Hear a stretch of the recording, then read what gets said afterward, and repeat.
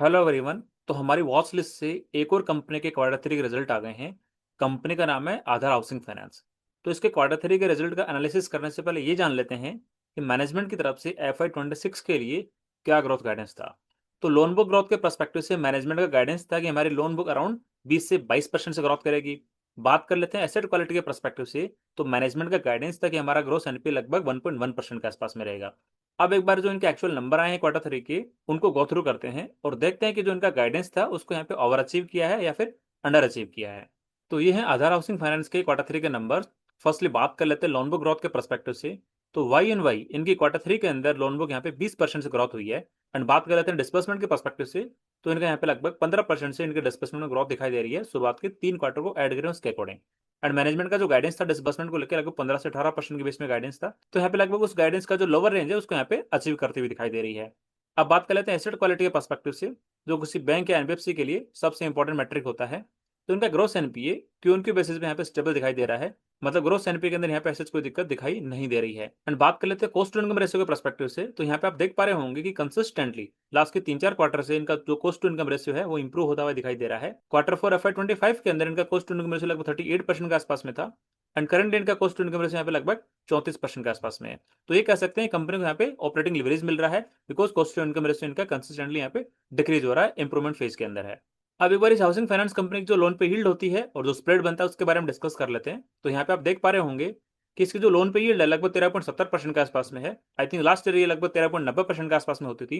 And लगभग यहाँ पे 20 बेसिस पॉइंट्स यहाँ पे इनके लोन पे यील्ड पे यहाँ पे डिक्रीज देखने को मिला है। बिकॉज जैसे आप लोगों को पता होगा कि आरबीआई ने यहाँ पे रेपो रेट कट किया है। तो आधार हाउसिंग फाइनेंस ने जो रेपो रेट यहाँ पे कम हुआ है उसका बेनिफिट यहाँ पे अपने कस्टमर्स को पास ऑन कर दिया है। बिकॉज इनके टोटल लोन बुक के अंदर 70 से 75% पार्ट यहाँ पे हाउसिंग लोन का पार्ट होता है। एंड ये लोग मैक्सिमम इंप्लॉइज लोगों को हाउसिंग लोन देते हैं जहाँ पे कंसिस्टेंटली सैलरी आती है और उनको लगता है कि हमारी एसेट क्वालिटी में ऐसे कोई दिक्कत देखने को नहीं मिलेगी। एंड जो हमने डिस्कस किया था बाकी हाउसिंग फाइनेंस कंपनीज को लेके, लाइक होम फर्स्ट फाइनेंस वाले केस के अंदर भी वो मैक्सिमम लोगों को यहाँ पे होम लोन देती है जो सैलरीड इंप्लॉइज हैं। बट इंडिया शेल्टर फाइनेंस और एप्रेस वैल्यू हाउसिंग फाइनेंस के वो मैक्सिमम कस्टमर हैं जो यहाँ पे खुद के सेल्फ एम्प्लॉयड है और खुद की इनकम जनरेट करते हैं, मतलब वहाँ पे इंप्लॉइज वाला सेक्शन कम दिखाई देगा। तो जैसे हमने डिस्कस किया आधार हाउसिंग फाइनेंस मैक्सिमम इंप्लॉइज को यहाँ पे होम लोन देती है, इसीलिए जो लोन पे यील्ड है लगभग 14% के आसपास में दिखाई दे रहा है। एंड जो रेपो रेट कट हुआ है उसका बेनिफिट यहाँ पे ये अपने कस्टमर्स को पास ऑन करती दिखाई दे रही है। बात करें इनके कॉस्ट ऑफ बोरोविंग के पर्सपेक्टिव से, तो यहाँ पे आप देख पा रहे होंगे लास्ट के 3-4 क्वार्टर के अंदर इनकी कॉस्ट ऑफ बोरोविंग यहाँ पे 50 बेसिस पॉइंट से इंप्रूव हुई है। एंड जिसकी वजह से जो इनका स्प्रेड है वो यहाँ पे 30 बेसिस पॉइंट से इंप्रूव हुआ है लास्ट के 3-4 क्वार्टर के अंदर। मतलब क्वार्टर 4 FY 25 के अंदर इनका स्प्रेड था 5.70% के आसपास में। एंड करंटली ये 6% के आसपास में आ गया। तो आप ये देखो कि रेपो रेट का फायदा ये अपने कस्टमर्स को पास ऑन कर रही है, उसके बावजूद भी इनका जो स्प्रेड है यहाँ पे लगभग 30 बेसिस पॉइंट से इंप्रूव हुआ है। बिकॉज इनकी जो कॉस्ट ऑफ बोरोविंग है वो यहाँ पे 50 बेसिस पॉइंट से इंप्रूव हुई है। अब एक बार इस हाउसिंग फाइनेंस कंपनी के जो रिटर्न रेशियोज हैं उनके बारे में डिस्कस कर लेते हैं। फर्स्टली पिक करते हैं रिटर्न एसेट के बारे में। तो करंटली इस कंपनी का जो रिटर्न एसेट है यहाँ पे 4.60% के आसपास में है। एंड लास्ट के 2-3 क्वार्टर से यहाँ पे रिटर्न एसेट यहाँ पे इंक्रीजिंग ट्रेंड के अंदर है। क्वार्टर 1 FY 26 के अंदर इनका आरओई था लगभग 4% के आसपास में। एंड करंटली बढ़े कितना हो गया 4.60% के आसपास में। बात कर लेते हैं रिटर्न इक्विटी के पर्सपेक्टिव से। तो इनका करंटली रिटर्न इक्विटी लगभग 16.50% के आसपास में है। तो ये हमने डिस्कस करे आधार हाउसिंग फाइनेंस के क्वार्टर थ्री के नंबर्स। अब थोड़ा एक बार नंबर्स को समराइज कर लेते हैं।